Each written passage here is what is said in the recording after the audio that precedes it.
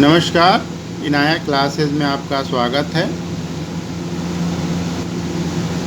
आज English grammar के episode 26 में हम लोग एक्टिव एंड पैसिव वॉइस पढ़ेंगे। इंग्लिश ग्रामर के एपिसोड 26 में एक्टिव और पैसिव वॉइस पढ़ेंगे। A verb is in active voice when its form shows that the person or thing denoted by the subject does something, or in other words is the doer of the action। Active voice के जो verb होते हैं उनसे ये पता चलता है कि किसी पर्सन या थिंग जो सब्जेक्ट डिनोट करता है वो कोई कार्य कर रहा है, कोई काम कर रहा है, या डूअर ऑफ एक्शन, या कोई काम करने वाला है। The active voice is so called because the person denoted by the subject acts। Active voice को एक्टिव वॉइस इसलिए कहते हैं क्योंकि इससे जो सब्जेक्ट किसी पर्सन को जो डिनोट करता है, बताता है, वो कोई काम करने वाला होता है, डूअर होता है। एग्जाम्पल में राम हेल्प्स रवि, इससे ये पता चलता है कि राम ने किसी की हेल्प करी, वो नाम है रवि। और दूसरा सेंटेंस हम लेते हैं, Ravi is help by Ram. इसमें इस सेंटेंस में राम सब्जेक्ट है, रवि ऑब्जेक्ट है। जब इसको हम पैसिव वॉइस में बदलेंगे तो रवि जो है ऑब्जेक्ट वो सब्जेक्ट बन जाता है और राम जो है ऑब्जेक्ट बन जाता है। तो दो सेंटेंस को देखा जाए तो इनका मीनिंग सेम है, लेकिन पहले सेंटेंस में ये पता चलता है कि जो verb shows that the person denoted by the subject, पहले सेंटेंस के वर्ब से ये पता चलता है कि जिस पर्सन को डिनोट किया गया सब्जेक्ट के द्वारा, सब्जेक्ट ने जिस पर्सन को डिनोट किया है वो डूअर है, कोई काम कर रहा है। एग्जाम्पल में राम डज समथिंग, इसमें राम कोई ना कोई काम कर रहा है। The verb helps is said to be in active voice. इस सेंटेंस में जो वर्ब है हेल्प्स है वो एक्टिव वॉइस में है। In the sentence two the form of verb shows that something is done to the person denoted by the subject. Sentence second में ये बताया गया है कि जिस पर्सन को सब्जेक्ट ने डिनोट किया है, बताया है, उसके लिए कोई कार्य किया गया है। Something is done to Ravi, इसमें रवि के लिए कुछ ना कुछ कार्य किया गया है जिसे सब्जेक्ट ने डिनोट किया है। The verb helped is said to be in passive voice. इसमें वर्ब जो हेल्प्ड है वो पैसिव वॉइस में है। A verb is in the passive voice when its form shows that something is done to the person or thing denoted by the subject. Verb passive voice में तब होता है जिससे ये पता चले कि जिस पर्सन या थिंग को सब्जेक्ट ने डिनोट किया गया है उसके लिए कोई कार्य किया गया है। The passive voice is so called because the person or thing denoted by the subject is not active but passive, that is, suffers or receives something।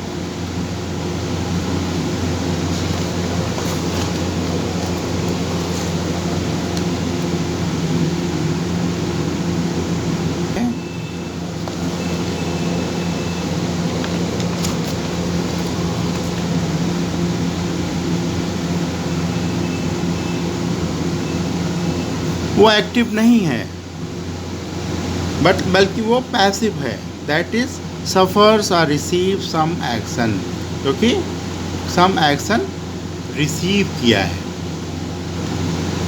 Passive voice is that form of the verb which shows whether what is denoted by the subject does something or has something done to it।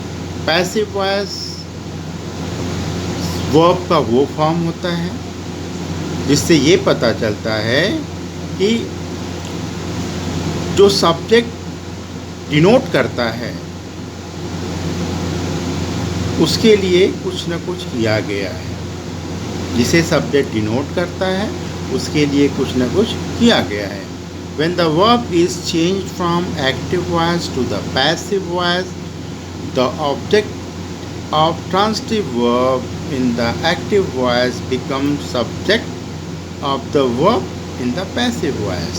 जब active voice से passive voice में change किया जाता है तो जो transitive verb का जो ऑब्जेक्ट होता है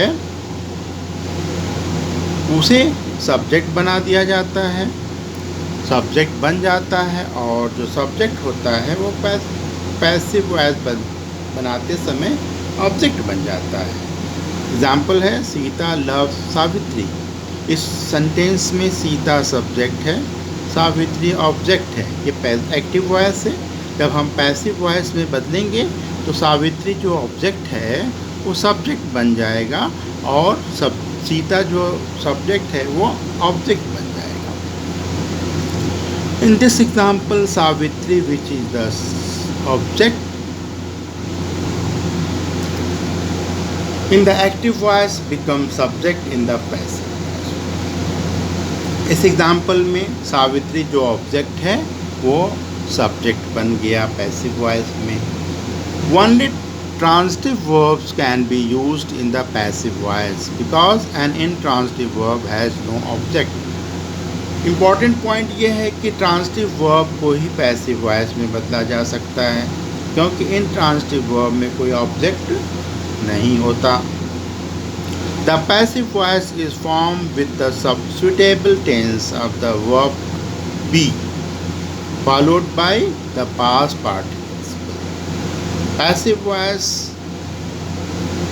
suitable tense के हिसाब से verb to be के साथ और past participle लगाकर बदला जाता है। अब हम देखें कि टेंस किस टेंस में कौन सा चेंजेस आता है जब हम पास्ट एक्टिव से पैसिव में चेंज करते हैं। अब एग्जांपल ले लें। सिंपल प्रेजेंट टेंस है। अगर एक्टिव में टेक रहेगा या टेक्स रहेगा तो इसका पैसिव बदलते समय एम टेकन हो जाएगा, इज टेकन हो जाएगा या आर टेकन हो जाएगा। प्रेजेंट कंटिन्यूअस टेंस की बात करते हैं। एम टेकिंग रहेगा, इज टेकिंग रहेगा या आर टेकिंग रहेगा तो एम बीइंग टेकन हो जाएगा, एम के साथ बीइंग लग जाएगा। और third form of the verb past participle being taken, is being taken, are being taken, third form of the verb लग जाता है। प्रेजेंट परफेक्ट टेंस की बात करते हैं। प्रेजेंट परफेक्ट टेंस में वर्ब अगर हैज़ रहेगा, हैज़ टेकन रहेगा तो हैज़ बीन टेकन लग जाएगा। हैव टेकन रहेगा तो हैव बीन टेकन हो जाएगा। सिंपल पास्ट रहेगा तो टुक, अगर एक्टिव में टुक रहेगा तो पैसिव बदलते समय वाज टेकन हो जाएगा या वेयर टेकन हो जाएगा। सिंगुलर के साथ वाज लग जाता है, प्लूरल के साथ वेयर लग जाता है। पास्ट कंटिन्यूअस की बात करते हैं। पास्ट कंटिन्यूअस टेंस में वाज टेकिंग रहेगा सिंगुलर के साथ और वेयर टेकिंग प्लूरल के साथ रहेगा तो इसका पैसिव बदलते समय वाज बीइंग टेकन हो जाएगा सिंगुलर के साथ और वेयर बीइंग टेकन प्लूरल के साथ लग जाएगा। हम ये देख रहे हैं कि एक्टिव से पैसिव बदलते समय उसमें बीइंग लग गया है। पास्ट परफेक्ट टेंस की बात करते हैं। पास्ट परफेक्ट टेंस में अगर हैड टेकिंग रहेगा तो हैड बीन लग जाएगा, यहाँ पे बीन लग जाएगा। सिंपल फ्यूचर की बात करते हैं। विल टेक रहेगा तो विल बी लग जाएगा, हमें will be taken. Shall take रहेगा तो शैल बी टेकन हो जाएगा। कैन में और मस्ट रहेगा वर्ब तो कैन टेक की जगह कैन बी टेकन हो जाएगा और मस्ट टेक की जगह मस्ट बी टेकन हो जाएगा एक्टिव से पैसिव में बदलते समय। When verb that takes both a direct and indirect object in the active voice are changed to passive voice, Either object may become the subject of the passive voice while other is retained. Important point है, जब sentence में दो verb हैं, direct object और indirect object दोनों verb हैं, तो किसी भी वर्ब को हम पैसिव वॉइस बनाते समय ले सकते हैं और दूसरा उसी तरह जैसे के तैसे रह जाएगा। एग्ज़ाम्पल है the manager will give you ticket. यहाँ पर टिकट जो है ये डायरेक्ट ऑब्जेक्ट है और मैनेजर इनडायरेक्ट ऑब्जेक्ट है। इसका हम जब पैसिव बदलेंगे तो किसी भी ऑब्जेक्ट को पैसिव के फॉर्म में ले सकते हैं। एग्जाम्पल देख लीजिए, a ticket will be taken to you by the manager. A ticket will be given to you by the manager. अब यहाँ पर टिकट जो है ऑब्जेक्ट, डायरेक्ट ऑब्जेक्ट ले लिया गया है और मैनेजर जो है इनडायरेक्ट ऑब्जेक्ट को जैसे के तैसे रिटेन कर दिया गया है। दूसरा एग्जाम्पल है, दूसरा पैसिव वॉइस है, you will be given a ticket bye the manager. इसको हम ऐसे भी ले सकते हैं, you will be given a ticket bye the manager. इसको ऐसे भी लिखा जा सकता है पैसिव बदलते समय। आज के सेशन में बस इतना ही। नेक्स्ट वीडियो के साथ हम फिर प्रेजेंट होंगे। अगर ये वीडियो आपको पसंद आती हो तो आप लाइक और सब्सक्राइब कर लें। धन्यवाद। जय हिंद।